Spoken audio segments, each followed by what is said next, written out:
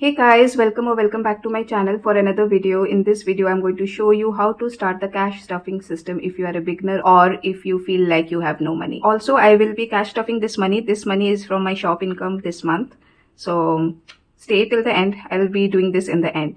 So let's get started with the video. I first just want to mention that if you receive any kind of income, that could be a part-time job, full-time job, side hustle allowance, if you receive any type of income, you can use this system and I'm going to show you how. I have 3 steps for you for using the system. So the first step that I have for you is that the cash system is not successful without a budget. I started using the system 4 years ago. It was a very exciting process if you're willing to learn about it. So the first thing you are going to need for your budget is to know your calendar, your paydays, your bills, like when you need to pay school fees, if you have kids. If you are single, you should know when you have to pay your rent, your tuition fees, if you have any insurance, when that needs to be paid, any subscription, loan EMIs, which will be like a debt payment. So all those things. I will also show you how I do. This is my monthly calendar. So I have my payday because I get paid monthly. And this is when I pay my domestic help, my rent. This is the EMI for my policy, which is automated. Then I have SIPs, RDs going on this date. Then I have a credit card bill. I use the credit card for points. So even if I have allotted some money, I use the credit card and I put the money back into the bank to pay the bill. This is how I get the reward points. Then I have my phone bill. This is another EMI. If you have seen my budgets, I mentioned that there. And then this is my second credit card. So this is how I sketch out my monthly calendar. If you have any other expense bills, do mention that. So the next thing after the calendar setup, you need either a monthly budget or a paycheck budget. If you're a freelancer, you can do both, but if you're getting paid once a month, you can just probably stick to monthly budget, because in freelancing sometimes it happens that it is very project based and you get paid in a month twice or thrice.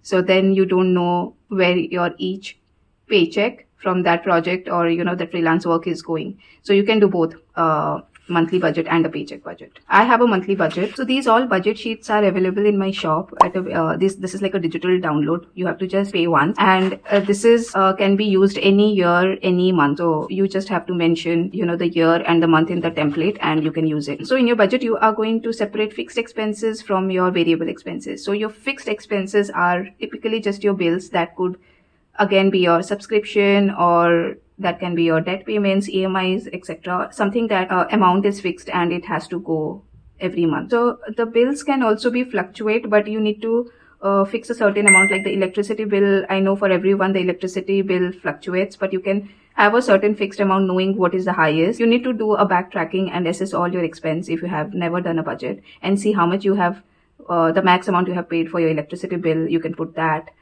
Yeah, and for petrol or something, you can put that, like what is the maximum amount, and then if anything is saved, you can put that towards your savings or sinking funds or savings challenge. Now the variable expenses. So some basic variable expenses that most people have would be your petrol, transportation, groceries, household items, eating out, personal spending like shopping for and then your beauty salon expense, etc. So this is the next step where you segregate your fixed expenses and variable expenses, and then you cash stuff your variable expenses. So we are going to cash stuff our variable expenses because these are the expenses that we tend to overspend in the most, whether it's shopping, eating out. So in order to use the cash system, you will need a wallet and you will need envelope. You can do basic envelopes. Like I have seen my mother, when I was little, my mom used to use plain envelopes for the spending money. So you can just use any envelopes to start with. If you're new to budgeting, you can do that. You can do super cute envelopes and different colors, just to make the whole budgeting process fun.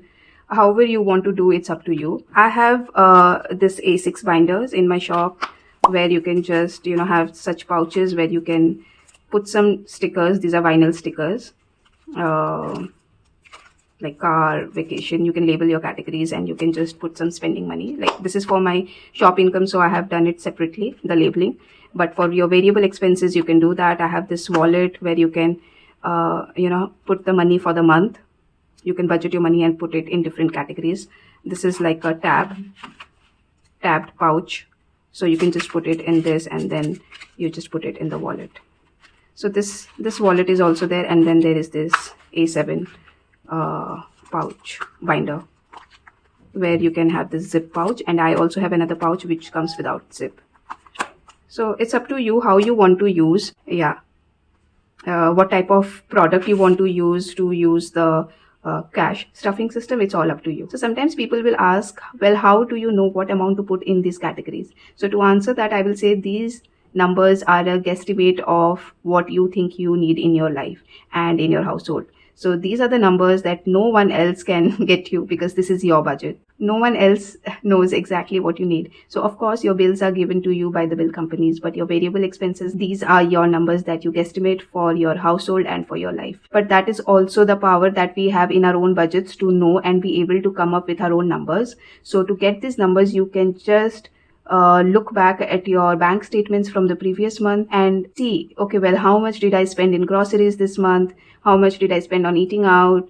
And go from there. These numbers are adjustable, so you can give yourself what you think you will need and evaluate in the beginning of the new month. If you feel like you don't give yourself enough, give yourself some more. If you feel you gave yourself too much and you were spending money that you really could have saved, then in the next month you give yourself a smaller budget amount for those categories. But these are your numbers that you will have to come up with on your own, depending on your priorities. So the next step is tracking your expense. You can include a weekly check-in of your variable expense to keep track of your spending for the week or for the month. I do quarterly also, and if you're not having enough time to do weekly. So here what you can see is, I know what was the monthly expense, monthly allotted budget for these categories, and then I have listed down those categories. Not for all variable expenses, but also I have put the petrol, the fuel, which is like a transportation for me, in fixed expense, because I absolutely need some money every month for petrol. So that's why I have put it in fixed, because this is like a basic necessity for me.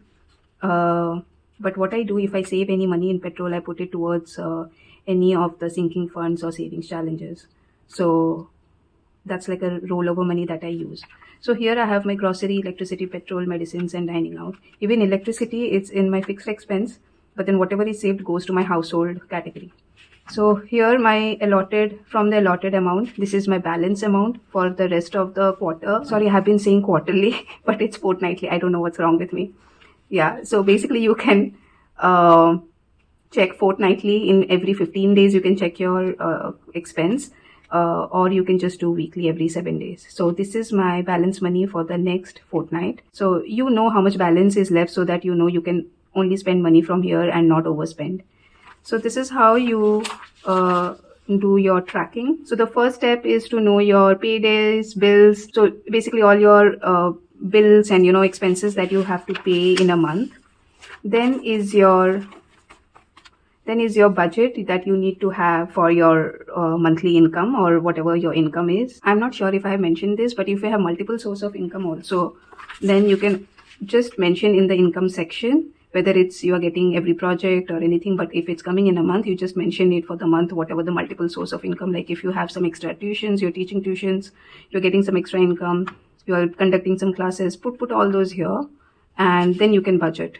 And I am doing this shop income budget after a long time, so I have not included in my November budget, but I will be doing a separate budget for the shop income sheet. And I think from January I will be including in my monthly income, because I need to include my December income in January. So I have to wait for the month to end and then I have to use it. Yeah, because this is my last month and first week of November income, which I'm going to do today. So that's how it's going to be. So the first step, your paydays, bills, which you have to pay in the month. Then in your budget, you need to have all the incomes, sources, and then you have to segregate your fixed expenses and your variable expenses.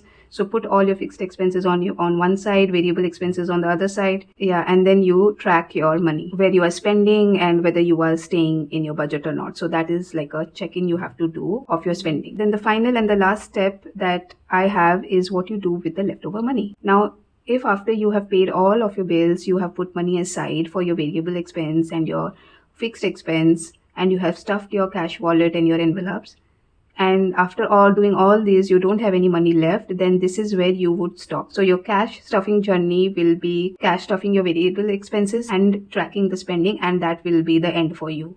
But if you are someone that after paying bills, stuffing your cash envelope, you have some money left over, you may be wondering what to do with the money left. There are several things you can do with your leftover money. Very similar to your variable expenses amount, no one can tell you what to do. That is something for you to sit and think about it.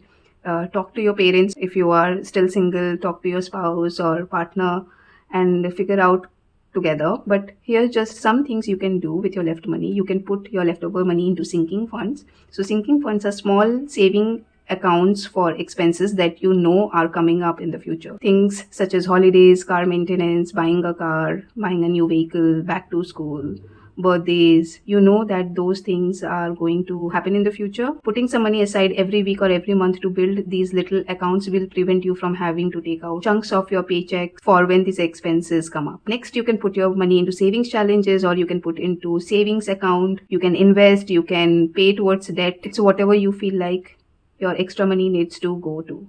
Nobody can really tell you. That's the piece of your budget that you have to figure out. So that is how you tackle a budget. So now let's get started with the cash stuffing with the shop income money. But before that, I will be jotting down how I want to break it down. So I'm going to mention this as shop income. This is like a variable income, so I'm just doing this separately for myself because this is how it is convenient for me. For at this moment, I will see if I can include it from Jan, like I said before, and this is for October to I think halfway November as well. So I'm budgeting. I think this was not required. I should have just mentioned here, but anyways, I'm budgeting 8,000 rupees. This is after taking out money for the tax. Thank you so much for supporting my small shop. It's been a long journey for me, and I have some incredible people who have been with me in this budgeting journey and who have been keep coming back to my shop for all the purchases, and I'm very grateful for that. Thank you so much for your support. So total is 8,000. I'm not sure how to use, I'm still thinking how to use this sheet for me, or maybe I'll just use my notebook for doing the shop income because I have very few expenses for this. So let's see. I'm just putting everything in my fixed expenses as of now, and then I will see how in coming times I figure out to use this sheet or use the alternative notebook method.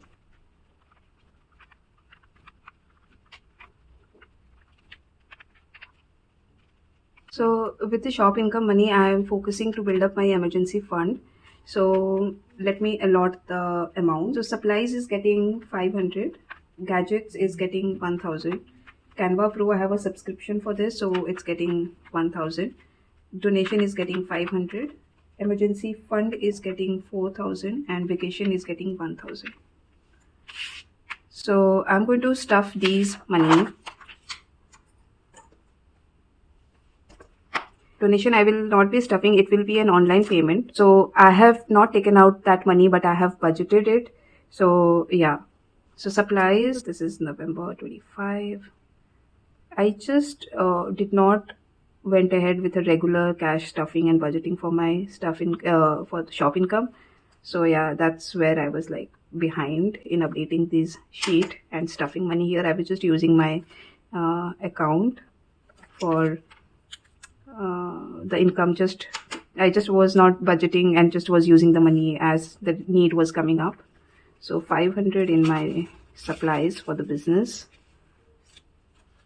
Then for the gadgets,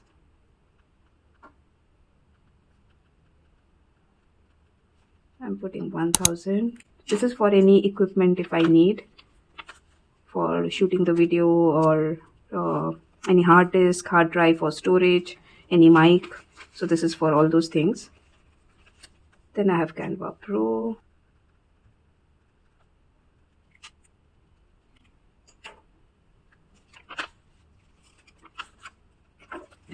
I am just using very basic way of doing this, but I want to put the vinyl sticker. Maybe I'll also upgrade to different pouches soon. I'll do that. I'll just redo my binder, this binder particularly. Then emergency fund, I have not updated in the sheet. I used all my emergency fund for my land purchase, so I do not have anything there. Now I have to restart it. So I'm going to put a starting amount. I have to check that. I still have not got time to check that. but I'm going to mention as a November deposit as a cash here. I do either online deposit sometimes, and then sometimes I take out cash and put it here. So right now I'm just mentioning as 4,000. I will check my starting balance. If I have some thousands here and there in the account, I have made a separate account for emergency fund. Then I'll mention that here and update the total amount here. But as of now, I'm just mentioning 4,000.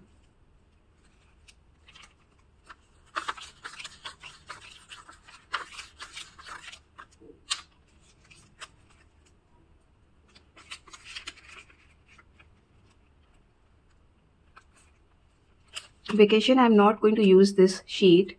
I will be doing one of my savings challenge, which is for vacation specifically. Let me grab that.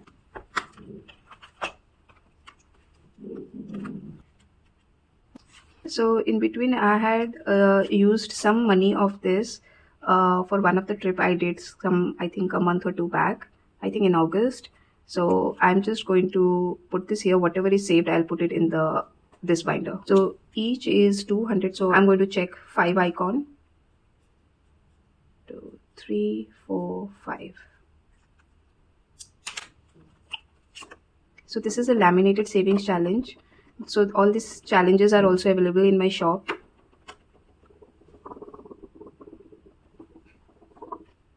I'm just making sure it's dried. Yeah. Let me give it a count and see how much I have. 1,000, 2,000, 2, 3, 4, 5, another 1,000, 100, 50, 60, 70, 80, 90, 100. So 200.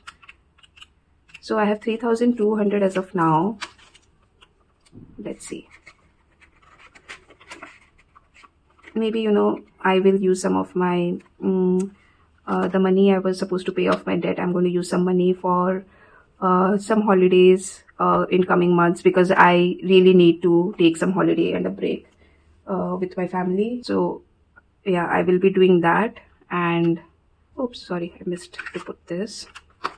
So let's see how I'm going to allot that money that I kept aside to pay the debt. Maybe I'll use from some of that. So guys, that's a wrap for this video, and I will see you in my next video. Do consider subscribing if you haven't subscribed yet, and if you're new to my channel, thanks for joining me today. I look forward to see you more in my upcoming videos. So till then, bye, take care.